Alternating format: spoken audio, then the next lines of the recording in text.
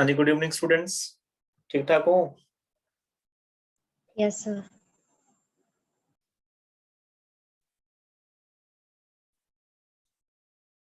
बस एक सेकंड ਦੇ ਵਿੱਚ ਆਪਾਂ ਸਟਾਰਟ ਕਰ ਰਹੇ ਹਾਂ ਲੈਕਚਰ ਅੱਜ ਦਾ।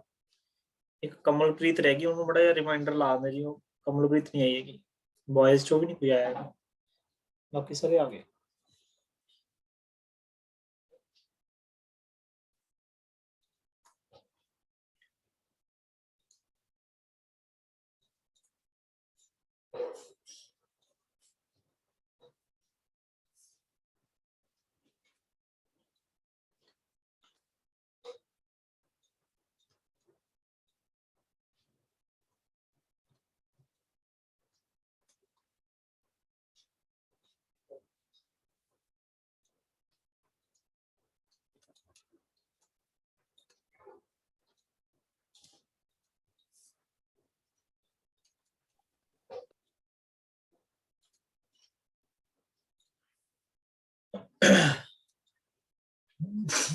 हाँ जी, गुड इवनिंग स्टूडेंट्स।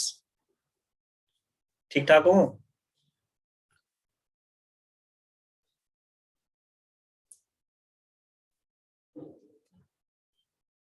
कोई आवाज आ रही है मेरी सारे ਨੂੰ? हाँ जी सर, आ रही है। ओके,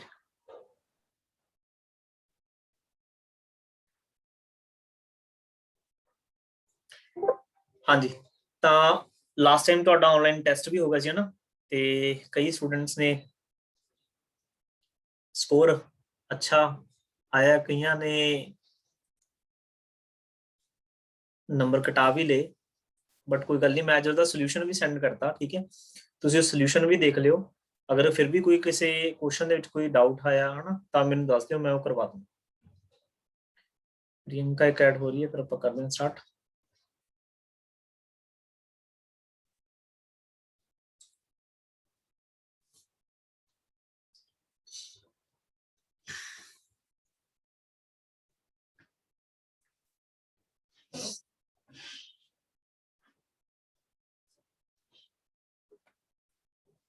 हाँ जी, तो लास्ट टाइम असी इक्विलिब्रियम का कंसैप्ट पढ़िया सी ना। इक्विलिब्रियम नूं भी थोड़ा जिहा हुण असी अगे होर अज स्टडी करांगे। इक्विलिब्रियम इक्विलिब्रियम का तुहानूं मैं मतलब दस्सिया सीगा कि किसी भी सिस्टम नूं असी इक्विलिब्रियम दे विच उदों बोलदे आ जदों उस सिस्टम ते लगन वाली नैट फोर्स कितनी होवे, 0 होवे। ਇਹਦੇ कई क्वेश्चन ਅਸੀਂ ਕੀ ਹੈ ਲਾਸਟ ਵਾਲੀ ਵੀਡੀਓ ਚ ਕੀਤੇ ਸੀਗੇ, ਕੱਲ ਮੈਂ ਟੈਸਟ ਦੇ ਵਿੱਚ ਵੀ ਇਹਦੇ ਇਕੁਇਲਿਬ੍ਰੀਅਮ ਦੇ ਕੁਐਸਚਨਸ ਪਾਏ ਸੀਗੇ। ਜਿਹੜਾ ਬੱਚੇ ਇਕੁਇਲਿਬ੍ਰੀਅਮ ਹੈ ਨਾ, ਅੱਗੇ ਇਹਦੀਆਂ ਵੀ ਫਰਦਰ ਟਾਈਪਸ ਹੁੰਦੀਆਂ ਨੇ। ਇਲੈਕਟ੍ਰੋਸਟੈਟਿਕ ਦੇ ਵਿੱਚ ਇਕੁਇਲਿਬ੍ਰੀਅਮ ਦੋ ਤਰ੍ਹਾਂ ਦਾ ਹੁੰਦਾ ਹੈ। ਇੱਕ ਤਾਂ ਹੁੰਦਾ ਸਟੇਬਲ ਇਕੁਇਲਿਬ੍ਰੀਅਮ, ਬੋਰਡ ਦੇ ਵਿੱਚੋਂ ਕੁਐਸਚਨ ਪੁੱਛਿਆ ਜਾ ਸਕਦਾ ਇਹਦੇ ਵਿੱਚੋਂ। ਇੱਕ ਹੁੰਦਾ ਸਟੇਬਲ ਇਕੁਇਲਿਬ੍ਰੀਅਮ, एक होंदा unstable equilibrium. Unstable equilibrium, equilibrium का मतलब की है नेट फोर्स। अगे इक्विलिब्रियम कितने तरह के ने, दो तरीके दे, एक स्टेबल एक अनस्टेबल। स्टेबल ते अनस्टेबल इक्विलिब्रियम किवें समझना, देखो मान लो तुहाडे कोले कुछ ऐदां दा एक सरफेस है, ठीक है जी, ते इत्थे तुहाडे कोले एक हैगा बॉल। इस बॉल दे तुसीं की कीता, एक फोर्स लगाई, सपोज की लगाई एक फोर्स लगा के ना हटाती फोर्स, मतलब बाद दे विच असीं उहनूं कोई फोर्स नहीं ला रहे, तां तुसीं देखो की होगा कि बॉल ये जिहड़ी वो पहला इस तरीके नाल अप जाएगी, फिर ये बॉल है जिहड़ी की है वापस आएगी, फिर हो सकदा वो इस साइड जावे, फाइनली वो अपनी ओरिजिनल पोजीशन ते आके रुक जाएगी।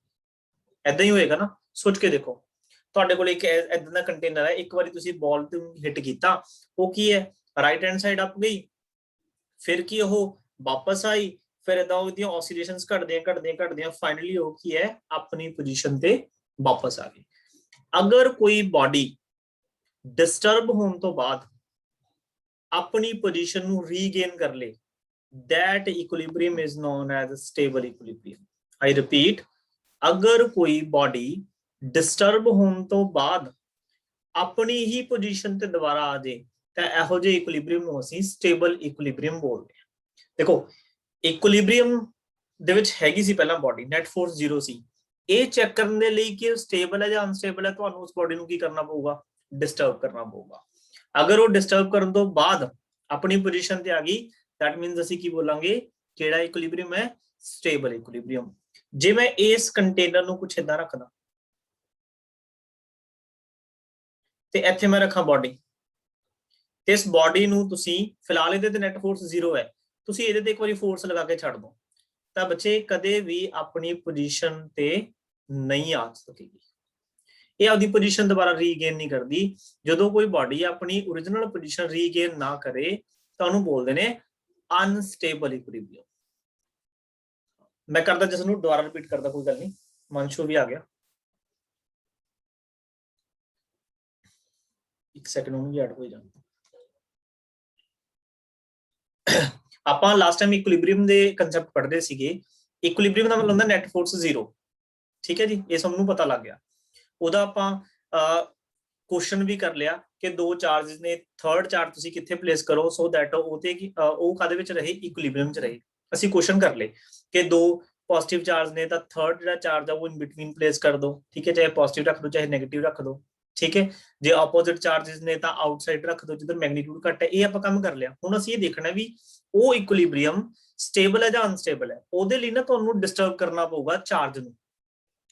ਮਤਲਬ ਅਗਰ ਜਿਵੇਂ ਮੈਂ ਫਸਟ ਜਿਹੜੀ ਡਾਇਗਰਾਮ ਤੁਸੀਂ ਦੇਖ ਰਹੇ ਹੋ, ਜਿਹੜਾ ਮੈਂ ਇਸ ਤਰੀਕੇ ਨਾਲ ਬਣਾਈ ਹੋਈ ਆ ਹਨਾ, ਇੱਕ ਕੰਟੇਨਰ ਬਣਾਇਆ ਉਹਦੇ ਵਿੱਚ ਮੈਂ ਇੱਕ ਬਾਲ ਰੱਖੀ ਹੈ।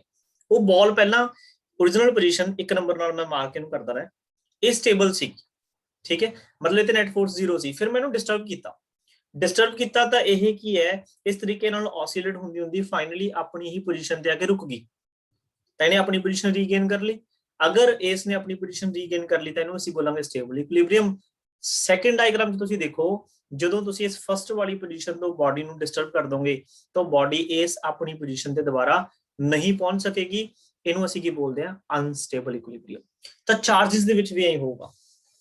ਅਸੀਂ ਪਹਿਲਾਂ ਤਾਂ ਚਾਰਜ ਇਹੋ ਜਿਹੀ ਜਗ੍ਹਾ ਤੇ ਪਲੇਸ ਕਰਾਂਗੇ ਜਿੱਥੇ ਇਕੁਇਲਿਬ੍ਰੀਅਮ ਹੋਊਗਾ, ਫਿਰ ਉਸ ਚਾਰਜ ਨੂੰ ਨਾ ਅਸੀਂ ਥੋੜਾ ਜਿਹਾ ਡਿਸਪਲੇਸ ਕਰਕੇ ਦੇਖਾਂਗੇ। ਜੇ ਤਾਂ ਉਹ ਡਿਸਪਲੇਸ ਹੋਣ ਤੋਂ ਬਾਅਦ ਆਪਣੀ ਪੋਜੀਸ਼ਨ ਨੂੰ ਲੀਵ ਕਰ ਗਿਆ, ਵੀ ਵਾਪਸ ਨਾ ਆਇਆ, ਫਿਰ ਤਾਂ ਤੁਸੀਂ ਕਹੋਗੇ ਅਨਸਟੇਬਲ ਇਕੁਇਲਿਬ੍ਰੀਅਮ ਹੈ। ਜੇ ਉਹ ਚਾਰਜ ਡਿਸਪਲੇਸ ਕਰਨ ਤੋਂ ਬਾਅਦ ਵੀ ਆਪਣੀ ਪੋਜੀਸ਼ਨ ਤੇ ਵਾਪਸ ਆ ਗਿਆ, ਫਿਰ ਤੁਸੀਂ ਕੀ ਬੋਲੋਗੇ, ਸਟੇਬਲ ਇਕੁਇਲਿਬ੍ਰੀਅਮ। ਮੈਂ ਐਗਜ਼ਾਮਪਲ ਦਿੰਦਾ, ਐਗਜ਼ਾਮਪਲ ਨੰਬਰ 1 ਦੇਖੋ। ਮੰਨ ਲਓ ਇੱਥੇ ਤੁਹਾਡੇ ਕੋਲ ਇੱਕ ਪੋਜ਼ਿਟਿਵ ਕਿਊ ਚਾਰਜ ਹੈ, ਠੀਕ ਹੈ ਜੀ, ਪੁਆਇੰਟ ਚਾਰਜ ਹੈ, ਤੇ ਆ ਤੁਹਾਡਾ ਇਹਦੇ ਵਿੱਚ ਚਾਰਜ, ਸੈਕਿੰਡ ਚਾਰਜ ਦੇ ਵਿੱਚ ਕੁਝ ਡਿਸਟੈਂਸ ਹੈ,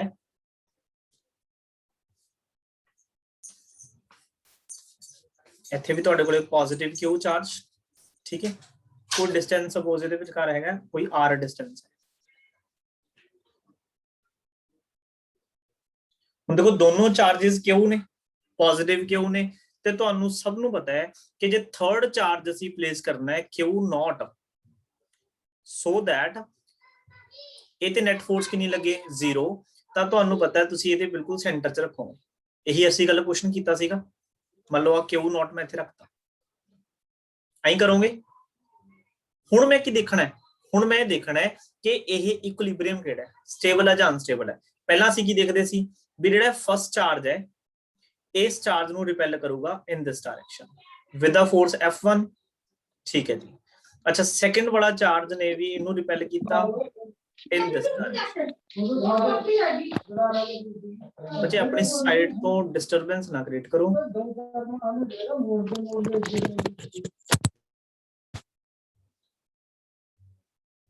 ਹਾਂਜੀ, ਤਾਂ ਸੈਕੰਡ ਚਾਰਜ ਇਹਨੂੰ ਵੀ ਕੀ ਰਿਪੈਲ ਕਰੂਗਾ ਵਿਦ ਦਾ ਫੋਰਸ F2, ਹੈਨਾ।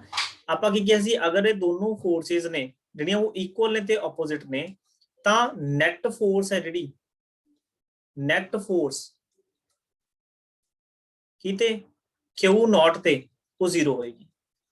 ਤਾਂ ਹੀ ਤਾਂ ਅਸੀਂ ਇਹਨੂੰ ਇਕੁਇਲਿਬ੍ਰੀਅਮ ਬੋਲਿਆ ਸੀ। ਹੁਣ ਨਾ ਮੈਂ ਇਸ ਚਾਰਜ ਨੂੰ ਡਿਸਪਲੇਸ ਕਰਨਾ ਚਾਹੁੰਦਾ, ਮੈਂ ਦੇਖਣਾ ਵੀ ਇਹ ਸਟੇਬਲ ਇਕੁਇਲਿਬ੍ਰੀਅਮ ਬਣਦਾ ਜਾਂ ਅਨਸਟੇਬਲ। ਤਾਂ ਸਪੋਜ਼ ਕਰੋ ਮੈਂ ਆਪਾਂ ਮਾਰਕਰ ਚੇਂਜ ਕਰ ਲੈਣੇ ਕਿ ਇਹ ਵਾਲਾ ਚਾਰਜ ਹੈ ਨਾ, ਇਹ ਵਾਲਾ ਜਿਹੜਾ ਚਾਰਜ Q0 ਅਸੀਂ ਇਹਨੂੰ ਰਾਈਟ ਹੈਂਡ ਸਾਈਡ ਸਪੋਜ਼ ਇਸ ਪੋਜੀਸ਼ਨ ਤੇ ਮੈਨੂੰ ਡਿਸਪਲੇਸ ਕਰਤਾ ਕਿਊ ਨੋਟ ਇੱਥੇ ਲਿਆਇਆ। ਹੁਣ ਦੇਖਦੇ ਆਪਾਂ ਕੀ ਹੋਊਗਾ। ਦੇਖੋ ਬੱਚੇ ਜੇ ਅਗਰ ਜਿਹੜਾ ਕਿਊ ਨੋਟ ਚਾਰਜ ਹੈ ਉਹ ਸੈਕਿੰਡ ਚਾਰਜ ਵੱਲ ਸ਼ਿਫਟ ਹੋ ਗਿਆ, ਇਹਦਾ ਮਤਲਬ ਕੀ ਹੋ ਗਿਆ ਕਿ ਜਿਹੜਾ ਸੈਕਿੰਡ ਚਾਰਜ ਹੈ ਉਹਦੀ ਇਹਦੇ ਦੇ ਫੋਰਸ ਆਫ ਰਿਪਲਸ਼ਨ ਵੱਧ ਜਾਊਗੀ ਕਿਉਂਕਿ ਡਿਸਟੈਂਸ ਘਟ ਗਿਆ। ਅੱਛਾ ਪਹਿਲੇ ਵਾਲੇ ਚਾਰजेस ਤੋਂ ਫੋਰਸ ਆਫ ਰਿਪਲਸ਼ਨ ਘਟ ਜਾਊਗੀ, ਤਾਂ ਦੇਖੋ ਹੋਇਆ ਕੀ, ਇੱਕ ਦੀ ਫੋਰਸ ਵੱਧ ਗਈ, ਸੈਕਿੰਡ ਚਾਰਜ ਵਾਲੇ ਨੇ ਫੋਰਸ ਆਫ ਰਿਪਲਸ਼ਨ ਵਧਾਤੀ, ਪਹਿਲੇ ਦੀ ਰਿਪਲਸ਼ਨ ਘਟ ਗਈ, ਤਾਂ ਕੀ ਹੋਊਗਾ ਦੱਸ ਸਕਦੇ ਹੋ ਮੈਨੂੰ ਕੀ ਹੋਏਗਾ?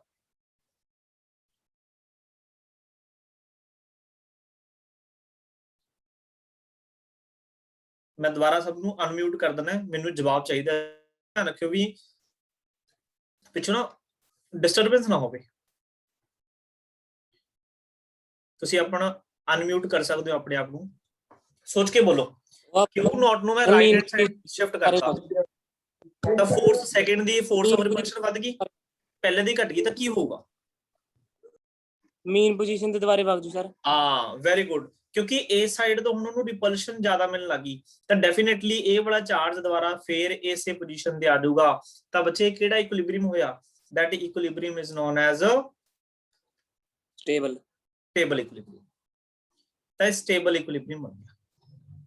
ਇਹਦਾ ਮਤਲਬ ਅਸੀਂ ਪਹਿਲਾਂ ਵਾਲੇ ਪੁਆਇੰਟ ਦੇ ਵਿੱਚ ਇੱਕ ਨਵਾਂ ਪੁਆਇੰਟ ਇਹ ਐਡ ਕਰਨਾ ਹੈ ਕਿ ਅਗਰ ਯਾਰ ਦੋ ਪੋਜ਼ਿਟਿਵ ਚਾਰਜ ਨੇ ਤਾਂ ਉਹਨਾਂ ਦੇ ਵਿਚਕਾਰ ਥਰਡ ਚਾਰਜ ਜੇ ਤੁਸੀਂ ਰੱਖਣਾ ਪੋਜ਼ਿਟਿਵ ਰੱਖ ਲਓ, ਠੀਕ ਹੈ, ਉਹਦੇ ਵਿੱਚ ਨੈਟ ਫੋਰਸ 0 ਹੋਊਗੀ। ਬਟ ਜੇ ਤੁਸੀਂ ਉਹਨੂੰ ਸਟੇਬਲ ਇਕੁਇਲਿਬ੍ਰੀਅਮ 'ਚ ਰੱਖਣਾ ਹੈ ਤਾਂ ਉਹ ਚਾਰਜ ਕਿਹੜਾ ਹੋਣਾ ਚਾਹੀਦਾ ਤੁਹਾਡੇ ਕੋਲੇ? ਪੋਜ਼ਿਟਿਵ ਹੋਣਾ ਚਾਹੀਦਾ।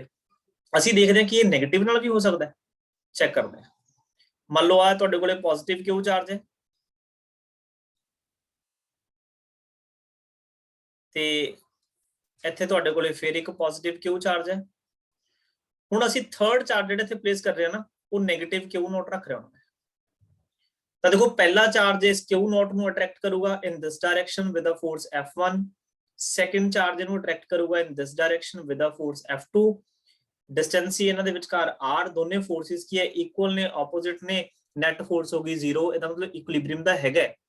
ਹੁਣ ਅਸੀਂ ਚੈੱਕ ਕਰਨਾ ਹੈ ਵੀ ਇਹ ਇਕੁਇਲਿਬ੍ਰੀਅਮ ਕਿਹੜਾ ਹੈ, ਸਟੇਬਲ ਹੈ ਜਾਂ ਅਨਸਟੇਬਲ ਹੈ। ਤਾਂ ਮੰਨ ਲਓ ਮੈਂ ਇਸ ਚਾਰਜ ਨੂੰ ਡਿਸਪਲੇਸ ਕਰਾ ਦੇਣਾ ਹੈ ਇਨ ਦਿਸ ਡਾਇਰੈਕਸ਼ਨ, ਤੁਸੀਂ ਕਿਸੇ ਵੀ ਡਾਇਰੈਕਸ਼ਨ ਵੱਲ ਡਿਸਪਲੇਸ ਕਰਾ ਸਕਦੇ ਹੋ। ਹੁਣ ਦੇਖੋ ਕੀ ਹੋਊਗਾ, ਕਿਹੜੀ ਫੋਰਸ ਵਧੂਗੀ?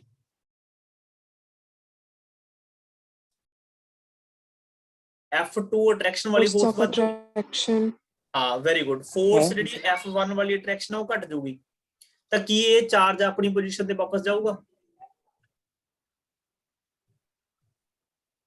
No sir। ਇਹਦਾ ਮਤਲਬ ਇਹ ਇਕੁਇਲਿਬ੍ਰੀਅਮ ਕਿਹੜਾ ਹੋ ਗਿਆ?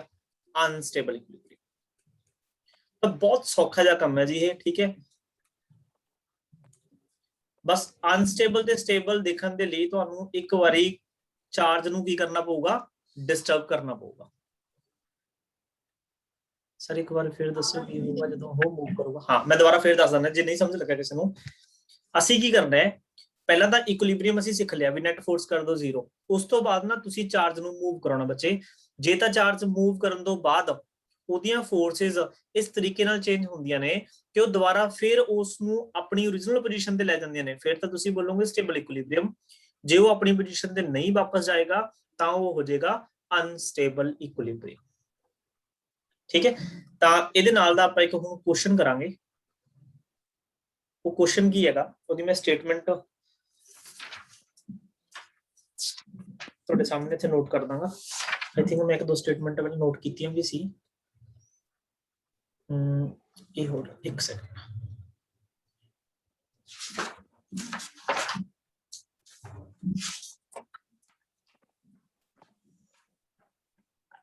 ਹਾਂਜੀ क्वेश्चन है जी, two charges CBSE बोर्ड ਦੇ ਵਿੱਚ ਆਇਆ ਹੋਇਆ क्वेश्चन ਹੈ ਜਿਹੜਾ ਮੈਂ ਹੁਣ ਲਿਖ ਰਿਹਾਗਾ। Two charges each of positive Q units are placed along a line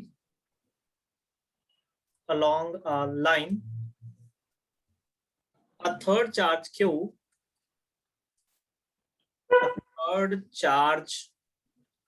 Q is placed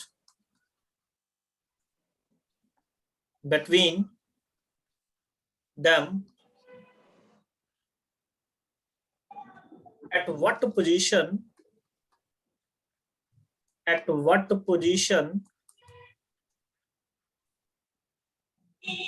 and for what value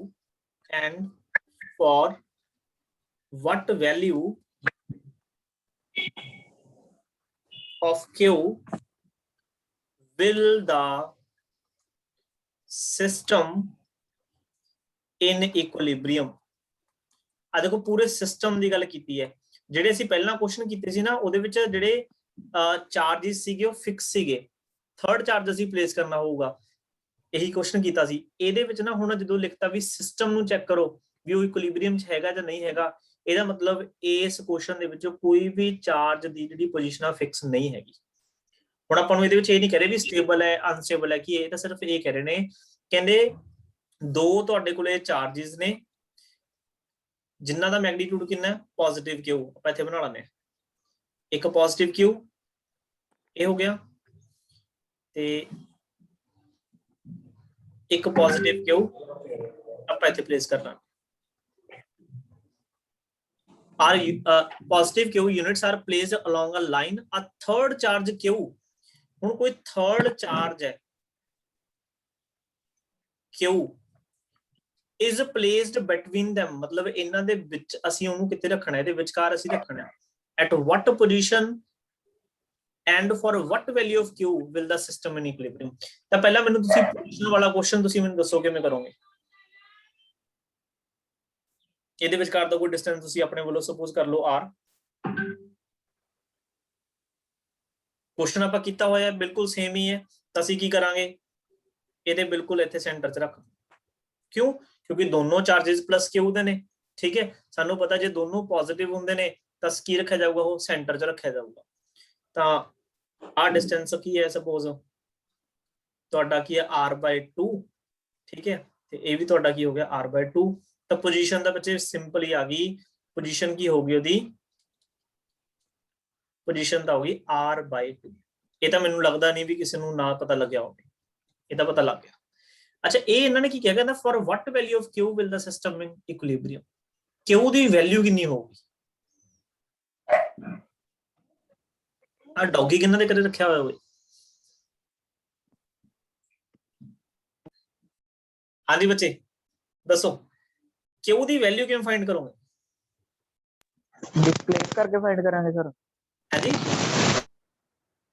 displace करके चार्ज देखेंगे। ਨਹੀਂ ਬੱਚੇ, ਉਹ ਤਾਂ ਆਪਾਂ ਉਦੋਂ ਦੇਖਣਾ ਜੇ ਆਪਾਂ ਨੂੰ ਇਹ ਪੁੱਛਿਆ ਵੀ ਅਨਸਟੇਬਲ ਹੈ ਜਾਂ ਸਟੇਬਲ ਹੈ, ਇਹੋ ਜਿਹਾ ਕੁਝ ਨਹੀਂ ਪੁੱਛਿਆ ਇਹਨਾਂ, ਤਾਂ q ਦੀ ਵੈਲਿਊ ਪੁੱਛੀ ਹੈ। ਜਿੰਨੀ ਦੂਸਰੇ ਕਿਉ ਦੀ ਵੈਲਿਊ ਹੋਗੀ ਉਹੀ ਉਸ ਕਿਉ ਦੀ ਵੈਲਿਊ ਹੋਣੀ ਚਾਹੀਦੀ ਹੈ, ਤਾਂ ਕਿ ਫੋਰਸਸ ਇਕੁਅਲ ਹੋ ਜਾਣ ਦੋਵਾਂ ਸਾਈਡਸ ਤੇ। ਓਕੇ, ਹਾਂ ਫੋਰਸਿਸ ਤਾਂ ਇਕੁਅਲ ਹੋਣੇ ਚਾਹੀਦੇ ਨੇ, ਫਿਰ ਹੀ ਹੋਊਗਾ। ਮੈਂ ਤਰੀਕਾ ਦੱਸ ਦਿੰਦਾ ਕਰਨ ਦਾ, ਤਰੀਕਾ ਕੀ ਹੈ। ਆ ਦੇਖੋ, ਇਹ ਹੈਗਾ ਆਪਣੇ ਕੋਲੇ ਫਸਟ ਚਾਰਜ, ਇਹ ਹੈਗਾ ਆਪਣੇ ਕੋਲ ਸੈਕੰਡ ਚਾਰਜ, ਹਨਾ। ਜਿਹੜਾ ਸੈਂਟਰ 'ਚ ਰੱਖਿਆ ਉਹ ਆਪਣੇ ਕੋਲ ਹੈਗਾ ਥਰਡ ਚਾਰਜ। ਤਾਂ ਜਿਹੜਾ ਫਸਟ ਚਾਰਜ ਹੈ, ਹੁਣ ਦੇਖੋ ਸਾਨੂੰ ਨਾ ਅਸਲ 'ਚ ਇਹ ਨਹੀਂ ਪਤਾ ਵੀ ਜਿਹੜਾ ਅਸੀਂ ਥਰਡ ਚਾਰਜ ਇਹਨਾਂ ਨੇ ਰੱਖਿਆ ਨਾ ਕਿਉਂ, ਉਹ ਪੋਜ਼ਿਟਿਵ ਹੈ ਜਾਂ ਨੈਗੇਟਿਵ, ਇਹ ਸਾਨੂੰ ਨਹੀਂ ਪਤਾ ਹੈਗਾ। ਸਾਨੂੰ ਇਹਨਾਂ ਨੇ ਕਿਤੇ ਵੀ ਮੈਂਸ਼ਨ ਨਹੀਂ ਕੀਤਾ, ਇਹ ਕੈਲਕੂਲੇਟ ਕਰਨਾ ਪਊਗਾ। ਪਰ ਜਦੋਂ ਅਸੀਂ ਇਹ ਗੱਲ ਆ ਲਿਖਤੀ ਨਾ ਵੀ ਸਿਸਟਮ ਇਨ ਇਕੁਇਲਿਬਰੀਅਮ, ਇਹਦਾ ਮਤਲਬ ਅਸੀਂ ਇਹ ਅਸਿਊਮ ਕਰਕੇ ਚੱਲਾਂਗੇ ਹੁਣ ਵੀ ਸਿਸਟਮ ਇਕੁਇਲਿਬਰੀਅਮ 'ਚ ਹੈ, ਠੀਕ ਹੈ। ਕਿਸੇ ਵੈਲਿਊ q ਦੇ ਲਈ, ਕਿਸੇ ਵੈਲਿਊ q ਦੇ ਲਈ ਜਿਹੜੀ ਅਸੀਂ ਫਾਈਂਡ ਕਰਨੀ ਹੈ, ਦੇਖੋ ਉਲਟ ਹੋ ਗਿਆ ਨਾ। ਜੇ ਆਪਾਂ ਵੈਲਿਊ q ਦੀ ਫਾਈਂਡ ਕਰਨੀ ਹੈ ਤਾਂ ਆਪਾਂ ਸਿਸਟਮ ਨੂੰ ਕਾਹਦੇ ਵੱਲ ਇਕੁਇਲਿਬਰੀਅਮ 'ਚ, ਹਨਾ, ਫੇਰ ਹੀ ਕੁਐਸਚਨ ਹੋਊਗਾ। ਇਕੁਇਲਿਬਰੀਅਮ ਦਾ ਮਤਲਬ ਹੁੰਦਾ ਨੈਟ ਫੋਰਸ 0। ਇਹਦਾ ਮਤਲਬ ਜਿੰਨੇ ਵੀ ਇਹ ਚਾਰजेस ਨੇ ਇਹਨਾਂ ਦੀਆਂ ਇੱਕ ਦੂਸਰੇ ਤੇ ਜਿਹੜੀਆਂ ਲੱਗਣ ਵਾਲੀਆਂ ਫੋਰਸਿਸ ਦਾ ਜਿਹੜਾ ਸਮ ਹੈ ਉਹ ਕਿੰਨਾ ਹੋਊਗਾ, 0 ਹੋਊਗਾ। ਇਹੀ ਮਤਲਬ ਬਣਦਾ ਇਹਦਾ। ਚਲੋ ਆਪਾਂ ਦੇਖਦੇ ਹਾਂ ਪਹਿਲਾਂ ਕੀ ਕਰਦੇ ਆਪਾਂ, ਪਹਿਲਾ ਚਾਰਜ ਹੈ ਤੇ ਜਿਹੜਾ ਥਰਡ ਚਾਰਜ ਹੈ ਇਹਦੇ ਵਿਚਕਾਰ ਦੀ ਅਸੀਂ ਫੋਰਸ ਦੇਖ ਲੈਣੇ ਕਿੰਨੀ ਲੱਗ ਰਹੀ ਹੈ। ਇਹਨੂੰ ਮੈਂ ਫੋਰਸ ਲਿਖ ਦੇਣਾ ਕੋਈ F1, ਚਾਹੇ ਉਹ ਅਟਰੈਕਟਿਵ ਹੈ ਚਾਹੇ ਰਿਪਲਸਿਵ ਹੈ, ਸਾਨੂੰ ਉਹਦੇ ਤੱਕ ਕੋਈ ਮਤਲਬ ਨਹੀਂ ਹੈਗਾ। ਫੋਰਸ ਕੀ ਹੋਗੀ K, ਚਾਰਜ ਹੋ ਗਿਆ Q, दूसरा चार्ज की हो गया Q बाय डिस्टेंस कितना हो गया r/2 ਦਾ होल स्क्वायर। ਇਹ ਆ ਗਈ ਇਕੁਏਸ਼ਨ ਨੰਬਰ 2। ਫਿਰ ਅਸੀਂ ਬੱਚੇ ਦੂਸਰੀ ਫੋਰਸ ਜਿਹੜੀ ਦੇਖਣੀ ਹੈ ਨਾ, ਉਹ ਅਸੀਂ ਪਹਿਲੇ ਚਾਰਜ ਤੇ ਦੂਸਰੇ ਚਾਰਜ ਦੇਖਾਂਗੇ। ਕਿਉਂਕਿ ਜਦੋਂ ਇਕੁਇਲਿਬ੍ਰੀਅਮ ਸਾਨੂੰ ਬੋਲਤਾ ਇਹਦਾ ਮਤਲਬ ਕੋਈ ਵੀ ਤੁਸੀਂ ਦੋ ਫੋਰਸਿਸ ਲੈ ਲਓ ਉਹ ਇਕੁਅਲ ਐਂਡ ਕੀ ਹੋਣਗੀਆਂ, ਆਪੋਜ਼ਿਟ ਹੋਣਗੀਆਂ। ਠੀਕ ਹੈ, ਤਾਂ F2 ਕਿੰਨਾ ਹੋ ਗਿਆ ਜੀ, K Q ਸਕੁਅਰ ਅਪੋਨ ਕੀ ਹੋ ਗਿਆ, R ਸਕੁਅਰ। ਬਸ ਇਹਨਾਂ ਦੋਨਾਂ ਫੋਰਸਿਸ ਦਾ ਜਿਹੜਾ ਵੈਕਟਰ ਸਮ ਹੈ ਅਸੀਂ ਉਹਨੂੰ ਕੀ ਕਰ ਲਾਂਗੇ, ਇਕੁਏਟ ਕਰ ਲਾਂਗੇ। ਮਤਲਬ F1 vector plus F2 vector should be equal to 0. That means F1 vector is equal to minus of F2 vector. F1 the force ਕਿੰਨੀ ਹੈ, ਇਹ ਹੈ ਕਿ ਆਪਣੇ ਕੋਲੇ KQ into Q by R by 2 ਦਾ ਸਕੁਅਰ ਸੀ ਨਾ, ਉੱਪਰ ਜਾ ਕੇ ਕਿੰਨਾ ਹੋ ਗਿਆ, ਉਹ 4 ਹੋ ਗਿਆ, ਤੇ ਇੱਧਰ ਕਿੰਨਾ ਆ ਗਿਆ ਆਪਣੇ ਕੋਲੇ ਮਾਈਨਸ K Q ਸਕੁਅਰ ਬਾਈ ਕੀ ਹੋ ਗਿਆ, R ਸਕੁਅਰ। ਤਾਂ R ਸਕੁਅਰ ਨਾਲ R ਸਕੁਅਰ ਕੈਨਸਲ ਹੋ ਗਿਆ, K ਨਾਲ K ਕੈਨਸਲ ਹੋ ਗਿਆ, ਇੱਕ Q ਨਾਲ Q ਕੈਨਸਲ ਹੋ ਗਿਆ, ਤਾਂ 4Q is equal to ਕੀ ਆ ਗਿਆ, ਮਾਈਨਸ Q, ਤਾਂ Q is equal to ਹੋ ਗਿਆ ਬੱਚੇ ਮਾਈਨਸ Q by 4। ਲਓ ਜੀ, this is very very important question। ਐਵੇਂ ਹੋ ਤੁਸੀਂ ਕੀ ਕਰਨਾ ਹੈ, ਕੋਈ ਦੋ ਫੋਰਸਸ ਨੂੰ ਦਾ ਵੈਕਟਰ ਸਮ ਕੀ ਕਰਨਾ ਹੈ, 0 ਕਰਨਾ ਹੈ। ਕਿਉਂ ਵੈਕਟਰ ਸਮ 0 ਕਿਉਂ, ਕਿਉਂਕਿ ਸਾਨੂੰ ਕਹਤਾ ਸਿਸਟਮ ਇਨ ਇਕੁਇਲਿਬ੍ਰੀਅਮ। ਕਈ ਵਾਰ ਪਤਾ ਬੱਚੇ ਇੱਥੇ ਕੀ ਕਰਦੇ ਆ, ਕਈ ਬੱਚੇ ਕੁਛ ਏਦਾਂ ਵੀ ਸੋਚਦੇ ਆ ਵੀ ਸਰ ਆਪਾਂ ਐਵੇਂ ਕਿਉਂ ਨਹੀਂ ਕੀਤਾ, ਅਸੀਂ ਐਵੇਂ ਵੀ ਤਾਂ ਕਰ ਸਕਦੇ ਵੀ F1 vector plus F3 vector is equal to 0। F3 ਕਿਹਨੂੰ ਕਹਿੰਦਾ ਮੈਂ, F3 ਇਸ ਚਾਰਜ ਵਾਲੇ ਤੇ ਫੋਰਸ ਨੂੰ। ਜੇ ਤੁਸੀਂ F3 ਕਰੋਗੇ ਤਾਂ ਕਿੰਨਾ ਬਣੂਗਾ, ਉਹ ਬਣੂਗਾ K Q into Q by ਕੀ ਆ ਜਾਊਗਾ R by 2 the whole square, ਇਹ ਬਣੂਗਾ ਨਾ। ਹੁਣ ਜੇ ਅਸੀਂ ਆ ਦੋਨੋਂ ਫੋਰਸਿਸ ਇਕੁਏਟ ਕਰਾਂਗੇ, F1 vector is equal to minus of F3 vector, ਤੇ ਇੱਥੇ ਤੁਸੀਂ ਕੀ ਰੱਖੋਗੇ, ਇੱਥੇ ਕਹੋਗੇ K Q by R square, ਉੱਪਰ ਆ ਗਿਆ 4, ਇੱਥੇ ਵੀ ਸੇਮ ਹੀ ਆ ਜੋ ਸਾਰਾ ਕੁਝ ਹੀ ਕੱਟ ਜਾਊਗਾ, ਤਾਂ ਫਿਰ ਸਾਨੂੰ ਕੋਈ ਫਾਇਦਾ ਨਹੀਂ ਹੋਇਆ ਨਾ। ਅੱਜ ਜਦੋਂ ਸਾਰਾ ਕੁਝ ਹੀ ਕੱਟ ਗਿਆ ਫਿਰ ਅਸੀਂ ਵੈਲਿਊ ਕਿਹਦੀ ਫਾਈਂਡ ਕਰਾਂਗੇ, ਇਸੇ ਕਰਕੇ ਮੈਂ ਫੋਰਸਿਸ ਕੰਸੀਡਰ ਨਹੀਂ ਕੀਤੀ। ਤਾਂ ਇਕੁਇਲਿਬ੍ਰੀਅਮ ਦੇ ਕੁਐਸਚਨਸ ਦੀਆਂ ਮੈਂ ਤੁਹਾਨੂੰ ਹਰ ਇੱਕ ਟਾਈਪ ਕੀ ਹੈ ਕਰਵਾਤੀ। ਠੀਕ ਹੈ, ਹੁਣ ਤੁਹਾਡੀ ਪ੍ਰੈਕਟਿਸ ਹੈ, ਜਿੰਨੀ ਪ੍ਰੈਕਟਿਸ ਕਰੋਗੇ ਉਨਾ ਇਹਦੇ ਵਿੱਚ ਵਧੀਆ। ਠੀਕ ਹੈ, ਇਹ ਇਕੁਇਲਿਬ੍ਰੀਅਮ ਵਾਲਾ ਕਨਸੈਪਟ ਇੱਥੇ ਵੀ ਪੜਿਆ ਆਪਾਂ, ਅੱਗੇ ਜਾ ਕੇ ਇਲੈਕਟ੍ਰਿਕ ਫੀਲਡ 'ਚ ਵੀ ਪੜਾਂਗੇ। ਅੱਛਾ, ਇੱਕ ਚੀਜ਼ ਚਲੋ ਮੈਂ ਹੋਰ ਦੇਖਦੇ ਵੀ ਤੁਸੀਂ ਦਿਮਾਗ ਲਾਉਣੇ ਹੋ। ਮੰਨ ਲਓ ਇੱਥੇ ਇੱਕ ਪੋਜ਼ਿਟਿਵ ਕਿਊ ਚਾਰਜ ਹੈ, ਠੀਕ ਹੈ ਜੀ, ਤੇ ਇੱਕ ਪੋਜ਼ਿਟਿਵ ਕਿਊ ਚਾਰਜ ਇੱਥੇ ਪਿਆ, ਠੀਕ ਹੈ। ਇੱਥੇ ਕੋਈ ਇੱਕ ਪੁਆਇੰਟ ਹੈ ਜਿੱਥੇ ਸਭ ਨੂੰ ਇਹ ਗੱਲ ਪਤਾ ਹੈ ਵੀ ਜੇ ਤੁਸੀਂ ਇੱਥੇ ਨੈਗੇਟਿਵ ਕਿਉਂ ਰੱਖ ਦੋ ਚਾਹੇ ਪੋਜ਼ਿਟਿਵ ਰੱਖ ਦੋ, ਨੈਟ ਫੋਰਸ 0 ਹੋਗੀ। ਮੈਂ ਬਹੁਤ ਵਾਰੀ ਦੱਸਦਾ ਨਾ, ਜੇ ਬੱਚੇ ਮੈਂ ਤੁਹਾਨੂੰ ਇਹ ਕਹਾ ਵੀ ਇੱਥੋਂ ਨਾ ਇੱਕ ਅਸੀਂ ਲਾਈਨ ਡਰਾ ਕਰ ਦਈਏ ਏਦਾਂ, ਇਸ ਲਾਈਨ ਨੂੰ ਨਾ ਇਕੁਆਟੋਰੀਅਲ ਲਾਈਨ ਬੋਲਦੇ ਆ, ਇਹ ਵੀ ਵਰਡ ਅੱਗੇ ਜਾ ਕੇ ਆਊਗਾ। ਇਕੁਆਟੋਰੀਅਲ ਲਾਈਨ, ਇਕੁਆਟੋਰੀਅਲ ਲਾਈਨ ਤੁਸੀਂ ਮੈਥ ਦੇ ਵਿੱਚ ਪੜ੍ਹਦੇ ਹੋ, ਇੱਕ ਪਰਪੈਂਡੀਕੂਲਰ ਬਾਇਸੈਕਟਰ ਨੂੰ ਬੋਲਦਾ ਰਿਹਾ ਸੀ, ਜਿਹੜੇ ਇੱਕ ਲਾਈਨ ਨੂੰ ਕੀ ਕਰਦੇ ਪਰਪੈਂਡੀਕੂਲਰ ਬਾਇਸੈਕਟ ਕਰੇ, that line is known as equatorial line. ਮਤਲਬ ਜੇ ਇੱਥੇ ਕੋਈ ਵੀ ਮੈਂ ਇੱਕ ਪੁਆਇੰਟ ਕੰਸੀਡਰ ਕਰਾਂ ਨਾ, ਜਿੰਨਾ ਉਹਦਾ A ਤੋਂ ਡਿਸਟੈਂਸ ਹੋਊਗਾ, A ਚਾਰਜ ਤੋਂ, ਉਨੇ ਡਿਸਟੈਂਸ B ਚਾਰਜ ਤੋਂ ਹੋਊਗਾ। ਇਹਦਾ ਮਤਲਬ ਇਹ ਹੁੰਦਾ ਹੈ, ਅਗਰ ਮੈਂ ਤੁਹਾਨੂੰ ਕਹਾਂ ਵੀ ਇਸ ਪੁਆਇੰਟ C ਤੇ ਅਸੀਂ ਕੋਈ ਪੋਜ਼ਿਟਿਵ ਕਿਊ ਨੋਟ ਚਾਰਜ ਰੱਖਦੇ, ਤਾਂ ਮੈਨੂੰ ਹੁਣ ਦੱਸੋ ਕਿ ਇਹ ਸਿਸਟਮ ਜਿਹੜਾ ਇਹ ਵਾਲਾ ਪੁਆਇੰਟ C ਤੇ ਜਿਹੜਾ ਚਾਰਜ ਹੈ ਉਹ ਇਕੁਇਲਿਬ੍ਰੀਅਮ ਦੇ ਵਿੱਚ ਹੋਏਗਾ ਜਾਂ ਨਹੀਂ ਹੋਏਗਾ, ਕੀ ਲੱਗਦਾ ਹੈ? ਇਕੁਇਲਿਬ੍ਰੀਅਮ ਹੋਏਗਾ ਜਾਂ ਨਹੀਂ ਹੋਏਗਾ? ਹੋਊਗਾ ਸਰ, ਹੋਊਗਾ ਪੱਕਾ। ਦੇਖੋ ਆਪਾਂ D ਪੁਆਇੰਟ ਤੇ ਰੱਖ ਕੇ ਦੇਖ ਲਿਆ, D ਪੁਆਇੰਟ ਤੇ ਤਾਂ ਆਪਾਂ ਦੇਖਿਆ ਵੀ ਇਕੁਇਲਿਬ੍ਰੀਅਮ ਬਣਦਾ ਹੈ, ਪਰ C ਪੁਆਇੰਟ ਤੇ ਸੋਚੋ ਵੀ ਬਣਨਾ ਚਾਹੀਦਾ ਜਾਂ ਨਹੀਂ ਬਣਨਾ ਚਾਹੀਦਾ ਇਕੁਇਲਿਬ੍ਰੀਅਮ। ਇਹ ਕੰਪੀਟੀਟਿਵ ਐਗਜ਼ਾਮ ਦੇ ਵਿੱਚ ਬਹੁਤ ਕੁਐਸਚਨ ਹੁੰਦੇ ਨੇ ਇਹ। ਦੇਖੋ ਆਪਾਂ ਇਹ ਗੱਲ ਪੜ੍ਹੀ ਸੀ ਵੀ ਜਿਹੜੇ ਕੂਲਮ ਫੋਰਸਿਸ ਨੇ ਨਾ ਉਹ ਐਕਟ ਕਰਦੇ ਨੇ ਅਲੋਂਗ ਦਾ ਲਾਈਨ ਜੁਆਇਨਿੰਗ। ਆ ਦੇਖੋ ਥੋੜਾ ਸਮਝੋ ਇਹ ਚੀਜ਼ ਨੂੰ। ਜੇ ਮੰਨ ਲਓ ਮੈਂ ਤੁਹਾਨੂੰ ਕਹਾ ਵੀ ਇਹ ਵਾਲਾ ਜਿਹੜਾ ਚਾਰਜ ਕਿਉਂ ਹੈ ਹਨਾ, ਉਹ ਇਹ ਤੇ ਫੋਰਸ ਲਾਊਗਾ ਇਨ ਦਿਸ ਡਾਇਰੈਕਸ਼ਨ, ਇਹ ਤਾਂ ਤੁਸੀਂ ਮੰਨਦੇ ਹੋ ਨਾ। ਕਿੰਨੀ ਫੋਰਸ ਲਾਊਗਾ? ਆਨਸਰ ਹੈ F1 ਫੋਰਸ ਲਾਊਗਾ। ਤਾਂ ਡੈਫੀਨਿਟਲੀ ਉਹਦਾ ਕੋਈ ਨਾ ਕੋਈ ਇੱਥੋਂ ਐਂਗਲ ਵੀ ਬਣੂਗਾ, ਐਂਗਲ ਥੀਟਾ। ਅੱਛਾ ਜੇ ਅਸੀਂ ਗੱਲ ਕਰੀਏ ਬੀ ਚਾਰਜ ਤੋਂ, ਉਹ ਫੋਰਸ ਲਾਊਗਾ ਇਸ ਸਾਈਡ, ਹੁਣ ਦੱਸ ਸਕਦੇ ਹੋ? ਹੁਣ ਤਾਂ ਮੈਂ ਕਾਫੀ ਕੁਝ ਬਣਾਤਾ। इक्विलिब्रियम ਚ ਹੈ ਸਰ। ਇਕੁਇਲਿਬ੍ਰੀਅਮ ਚ ਹੋਊਗਾ? ਹਾਂਜੀ ਨਹੀਂ ਨਹੀਂ ਨਹੀਂ, ਆ ਦੇਖੋ ਆ ਐਂਗਲ ਵੀ ਥੀਟਾ ਹੈ, ਇਹ ਵੀ ਐਂਗਲ ਥੀਟਾ ਹੈ। ਜੇ ਅਸੀਂ ਇਹਦੇ ਕੰਪੋਨੈਂਟ ਡਿਵਾਈਡ ਕਰੀਏ ਨਾ, ਅਗਰ ਆਹ ਵਾਲਾ ਐਂਗਲ ਥੀਟਾ ਹੈ ਤਾਂ ਤੁਹਾਡਾ ਜਿਹੜਾ ਇਹ ਵਾਲਾ ਐਂਗਲ ਹੈ ਉਹ ਵੀ ਕਿੰਨਾ ਬਣੂਗਾ? ਥੀਟਾ ਬਣੂਗਾ। ਅਗਰ ਆ ਐਂਗਲ ਥੀਟਾ ਤਾਂ ਆ ਐਂਗਲ ਕਿੰਨਾ ਹੋਊਗਾ? ਥੀਟਾ ਹੋਊਗਾ। ਆ ਵੀ ਐਂਗਲ ਤੁਹਾਡਾ ਕਿੰਨਾ ਹੋਊਗਾ?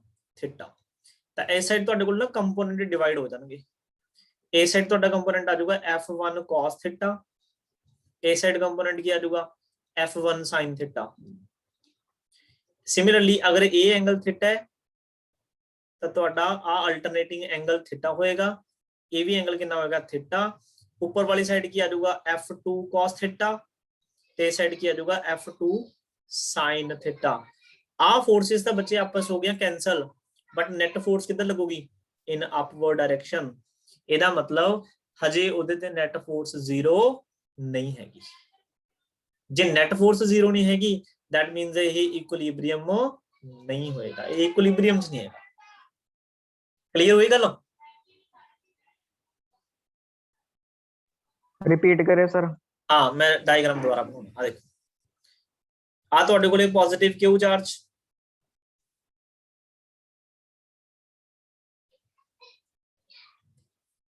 ਇਹਦੇ ਨਾਲ ਇੱਥੇ ਇੱਕ ਪੋਜ਼ਿਟਿਵ ਕਿਊ ਚਾਰਜ, ਠੀਕ ਹੈ ਜੀ। ਤੇ ਇੱਕ ਅਸੀਂ ਇਕੁਆਟੋਰੀਅਲ ਲਾਈਨ ਡਰਾ ਕਰਨਾ, ਆ ਇਕੁਆਟੋਰੀਅਲ ਲਾਈਨ। ਇਸ ਇਕੁਆਟੋਰੀਅਲ ਲਾਈਨ ਤੇ ਅਸੀਂ ਇਸ ਪੁਆਇੰਟ ਤੇ ਕੋਈ ਚਾਰਜ ਰੱਖਿਆ Q0 ਪੋਜ਼ਿਟਿਵ। ਤਾਂ ਜਿਹੜਾ ਪਹਿਲਾ ਜਿਹੜਾ ਚਾਰਜ ਹੈ, ਇਹ ਸੈਕੰਡ ਚਾਰਜ ਹੈ। ਪਹਿਲਾ ਚਾਰਜ ਨਾ ਇਸ Q0 ਤੇ ਫੋਰਸ ਲਾਊਗਾ ਇਨ ਦਿਸ ਡਾਇਰੈਕਸ਼ਨ, ਇਹ ਤਾਂ ਸਭ ਨੂੰ ਪਤਾ ਹੈ ਕਿਉਂਕਿ ਰਿਪੈਲ ਕਰੂਗਾ। ਅੱਛਾ second charge force ਲਾਊਗਾ in this direction, ਇਹਨਾਂ ਦਾ ਮੈਂ ਨਾਮ ਰੱਖ ਦੇਣਾ ਵੀ ਇਹ F1 ਫੋਰਸ ਹੋ ਗਈ, ਇਹ ਫੋਰਸ ਹੋ ਗਈ F2।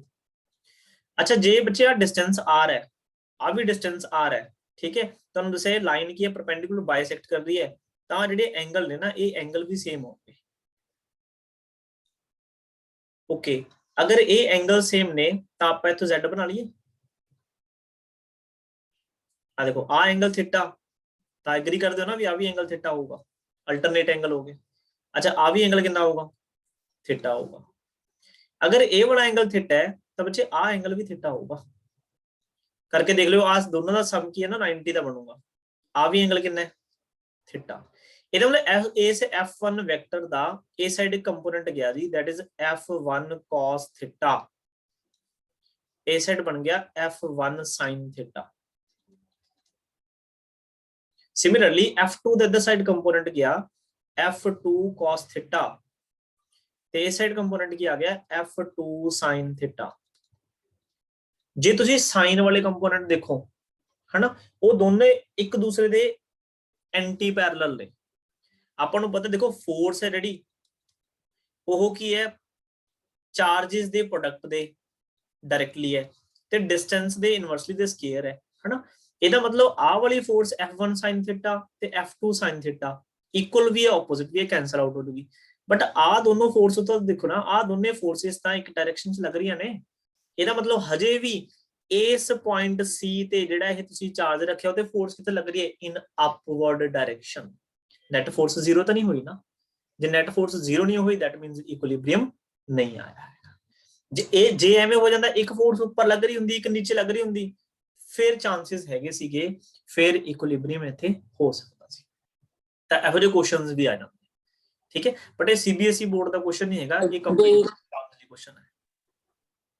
ਜੇ ਕਿ ਸਰ Q1 ਤੇ Q2 ਦੋਨੇ 네ਗੇਟਿਵ ਹੋ ਜਾਂਦੇ ਫਿਰ ਇਕੁਇਲਿਬ੍ਰੀਅਮ ਚ ਹੁੰਦਾ। ਹਾਂ ਦੇਖ ਹੁਣ ਸੋਚ ਕੇ ਦੇਖਦੇ ਆ ਵੀ ਜੇ ਦੋਨੋਂ 네ਗੇਟਿਵ ਹੁੰਦੇ ਹਨਾ, ਆਪਾਂ ਬਣਾ ਲੈਂਦੇ ਹਾਂ। ਮੰਨ ਲਓ ਆ Q1 네ਗੇਟਿਵ ਹੈ, ਆ ਵੀ Q2 네ਗੇਟਿਵ ਹੈ, ਠੀਕ ਹੈ। ਤੇ ਆਪਾਂ ਇੱਥੇ ਇੱਕ ਬਣਾ ਲੈਂਦੇ ਇਕੁਆਟੋਰੀਅਲ ਲਾਈਨ। ਇੱਥੇ ਆਪਾਂ ਚਾਰਜ ਰੱਖ ਦਈਏ ਕੋਈ ਮੰਨ ਲਓ ਪੋਜ਼ਿਟਿਵ Q0, ਐ ਰੱਖ ਦਈਏ। ਤਾਂ ਹੁਣ ਇਹਨੇ ਕੀ ਕਰਨਾ ਹੈ, ਅਟਰੈਕਟ ਕਰਨਾ ਹੈ, ਜਿਹੜਾ Q1 ਚਾਰਜ ਹੈ ਇਹਨੂੰ ਅਟਰੈਕਟ ਕਰੂਗਾ ਇਨ ਦਿਸ ਸਾਈਡ। ਅੱਛਾ ਜਿਹੜਾ Q2 ਹੈ ਉਹ ਅਟਰੈਕਟ ਕਰੂਗਾ ਇਨ ਦਿਸ ਸਾਈਡ, ਐਵੇਂ ਅਟਰੈਕਟ ਕਰੂਗਾ। ਇਹਦਾ ਮਤਲਬ ਆ ਹੋ ਗਈ F1 ਵੈਕਟਰ ਹੋ ਗਿਆ, ਇਹ ਕੀ ਹੋ ਗਿਆ F2 ਵੈਕਟਰ ਹੋ ਗਿਆ, ਹਨਾ। ਆ ਐਂਗਲ ਥੀਟਾ ਹੈ, ਆ ਵੀ ਐਂਗਲ ਕਿੰਨਾ ਹੋਊਗਾ, ਥੀਟਾ ਹੀ ਹੋਊਗਾ। ਅੱਛਾ ਫਿਰ ਇਸ ਤੋਂ ਬਾਅਦ ਅਸੀਂ ਇਹਨੂੰ ਫੇਰ ਏਦਾਂ ਬਣਾ ਲਵਾਂਗੇ,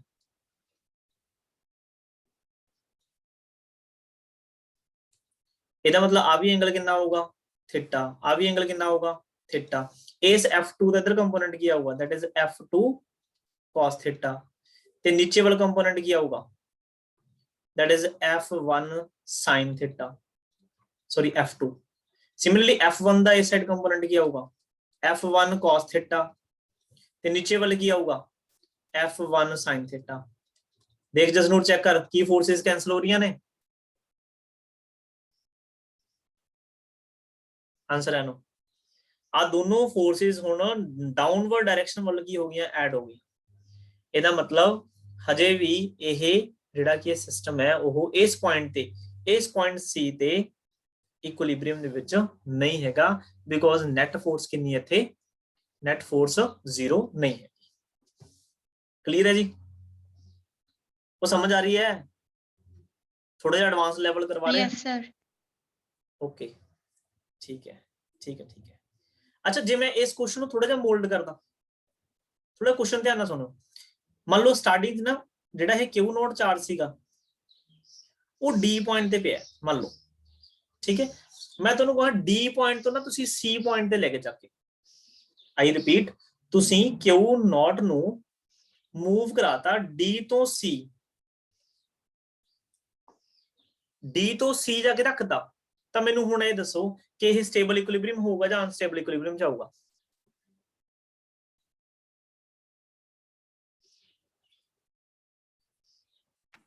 ਸਟੇਬਲ ਜਾਊਗਾ ਸਰ, ਹਾਂ ਸਟੇਬਲ ਜਾਊਗਾ ਫਿਰ, ਕਿਉਂਕਿ ਜਦੋਂ D ਤੋਂ ਤੁਸੀਂ C ਲੈ ਕੇ ਜਾਓਗੇ ਤਾਂ C ਪੁਆਇੰਟ ਤੇ ਫੋਰਸ ਕਿੱਧਰ ਲੱਗ ਰਹੀ ਹੈ, ਫਿਰ ਡਾਊਨਵਰਡ ਲੱਗ ਰਹੀ ਹੈ। ਦੈਟ ਮੀਨਸ ਇਹ ਵਾਲਾ ਚਾਰਜ ਜਿਹੜਾ Q0 ਹੈ ਨਾ C ਤੋਂ ਦੁਬਾਰਾ ਫਿਰ ਕਿੱਥੇ ਆ ਜਾਊਗਾ, ਇਸ D ਪੁਆਇੰਟ ਤੇ ਆ ਜਾਊਗਾ, ਤੇ D ਪੁਆਇੰਟ ਦੇ ਵਿੱਚ ਫਿਰ ਕੀ ਹੋ, ਉਹ ਫਿਰ ਅਸੀਂ ਉਹ ਕੁਐਸਚਨ ਕੀ ਬਣ ਜਾਊਗਾ, ਫਿਰ ਸਟੇਬਲ ਇਕੁਇਲਿਬ੍ਰੀਅਮ ਦਾ ਕੁਐਸਚਨ ਬਣ ਜਾਊਗਾ। ਕਿਉਂਕਿ ਅਸੀਂ ਸਟੇਬਲ ਇਕੁਇਲਿਬ੍ਰੀਅਮ ਚ ਕੀ ਕਿਹਾ ਸੀਗਾ, ਜਿਹੜੀ ਚਾਰਜ ਹੈ ਉਹ ਆਪਣੀ ਪੋਜੀਸ਼ਨ ਨੂੰ ਕੀ ਕਰ ਲੈਂਦਾ ਹੈ, ਰੀਗੇਨ ਕਰ ਲੈਂਦਾ ਹੈ। ਤਾਂ ਐਵੇਂ ਕੁਐਸਚਨ ਤੁਸੀਂ ਜਿਵੇਂ ਮਰਜ਼ੀ ਮੋਲਡ ਕਰਕੇ ਦੇ ਦੋ, ਬਣਾ ਸਕਦੇ, ਠੀਕ ਹੈ। ਚਲੋ ਆਪਾਂ ਹੁਣ ਫਟਾਫਟ ਮੈਂ ਦੋ ਕੁਐਸਚਨ ਇੱਕ ਹੋਰ ਲਿਖੇ ਜੀ, ਮਿੰਟ ਰਹਿ ਗਏ ਆਪਣੇ ਕੋਲ 5:15। ਆ ਦੇਖੋ ਇੱਕ ਕੁਐਸਚਨ ਤੁਸੀਂ ਆ ਦੇਖੋ, ਪਹਿਲਾਂ ਕੁਐਸਚਨ ਦੀ ਸਟੇਟਮੈਂਟ ਦੇ ਵਿੱਚ ਤੁਹਾਨੂੰ ਕੀ ਕਹਿ ਰਹੇ ਨੇ, ਕਹਿੰਦੇ ਆ ਫ੍ਰੀ ਪਿਥ ਬਾਲ A, ਪਿਥ ਬਾਲ ਮੈਂ ਤੁਹਾਨੂੰ ਆਈ ਥਿੰਕ ਪਹਿਲਾਂ ਵੀ ਗੱਲ ਕੀਤੀ ਸੀਗੀ, ਜਿਹੜੇ ਲੇਡੀਜ਼ ਦੇ ਸੂਟ ਹੁੰਦੇ ਨੇ ਨਾ ਜਦੋਂ ਦੀ ਪੈਕਿੰਗ ਕਰਦੇ ਆ ਹਨਾ, ਤਾਂ ਉਹਦੇ ਚ ਬਰੀਕ ਬਰੀਕ ਨਾ ਗੇਂਦਾਂ ਦੀਆਂ ਹੁੰਦੀਆਂ ਨੇ, ਛੋਟੀਆਂ ਛੋਟੀਆਂ ਦੀਆਂ ਰਬੜ ਵਾਲੀਆਂ ਹਨਾ, ਉਹਨੂੰ ਪਿਥ ਬਾਲ ਬੋਲਦੇ ਆ। ਉਹ ਜਿਹੜਾ ਮਾਸ ਹੈ ਨਾ ਉਹ 8 ਗ੍ਰਾਮ ਹੈ, ਮਤਲਬ ਕੁਛ ਆਪਾਂ ਐ ਬਣਾ ਲੈਂਦੇ ਆ, ਆ ਇੱਕ ਪਿਥ ਬਾਲ ਹੈ ਜਿਹਦਾ ਮਾਸ ਕਿੰਨਾ 8 ਗ੍ਰਾਮ, ਠੀਕ ਹੈ। kg ਚ ਕਿੰਨਾ ਹੋ ਗਿਆ, 8 × 10⁻³ kg ਹੋ ਗਿਆ। ਕੈਰੀਜ਼ ਅ ਪੋਜ਼ਿਟਿਵ ਚਾਰਜ, ਕਹਿੰਦੇ ਇਹ ਪੋਜ਼ਿਟਿਵ ਚਾਰਜ ਨੇ ਕੈਰੀ ਕੀਤਾ ਹੋਇਆ ਕਿੰਨਾ 5 × 10⁻⁸ ਕੂਲਮ, मतलब पॉजिटिव है। What must be the nature and magnitude of the charge that should be given to the second pith ball? कहने एक second pith ball होर हैगी जेडी 5 सेंटीमीटर नीचे है, किन्ने सेंटीमीटर नीचे है 5 सेंटीमीटर, मतलब 5 × 10⁻⁻² मीटर।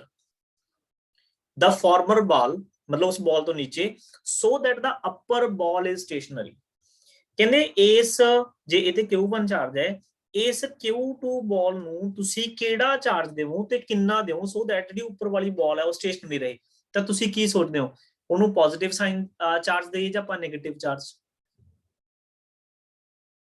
Positive, very good. ਫੇਰ ਉਹਦੇ ਨੂੰ ਰਿਪਲਸ਼ਨ ਮਿਲੂਗੀ ਨਾ, ਵੈਰੀ ਗੁੱਡ। ਦੈਟ ਮੀਨਸ ਇਹਨੂੰ ਆਪਾਂ ਚਾਰਜ ਦੇਵਾਂਗੇ ਪੋਜ਼ਿਟਿਵ।